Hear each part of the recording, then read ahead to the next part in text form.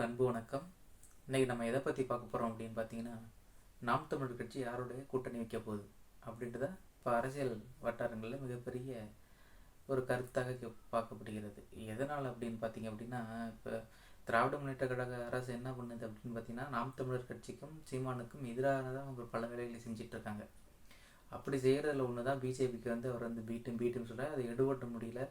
இப்போ கடந்த நாடாளுமன்ற தேர்தலில் 8.5% வாக்குகளை பெற்று அங்கீகரிக்கப்பட்ட மாநில கட்சியாக வளர்ச்சி அடைஞ்சிருச்சு.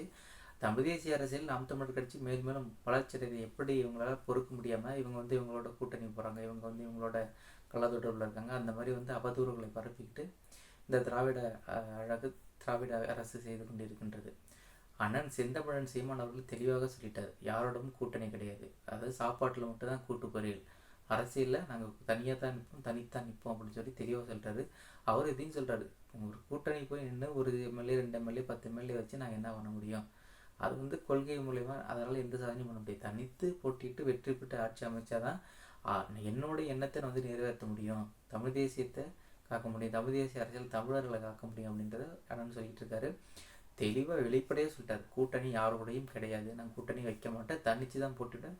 உதாரணமாக இந்தியாவில் தனிச்சு நின்று யாராவது போட்டிட்டு வென்றிருக்காங்க அப்படின்றது தெளிவாக சொல்லிட்டு இருக்காரு. அவர் ஒரு தமிழன்ற உணர்வோடு தமிழன் என்ற வெறியோடு அவர் களப்பணி ஆற்றிக்கொண்டிருக்கார். நிச்சயம் ஒரு நாளாக வெற்றி கனியை எட்டி பிடிப்பார் என்பது அனைவருக்கும் தெரிந்த ஒன்றுதான். இருந்தாலும் இந்த ஊடகங்களை திரித்து அவர் சொல்வதை மறைத்து சொல்கிறார்கள். அதை நாம் என்ன செய்ய வேண்டும் என்றால், நம் அனைவரும் ஒரு ஊடகமாக இருந்து நாம் இந்த பொய்யான தகவல்களை பரப்புவதை நாம் தடுக்க வேண்டும்.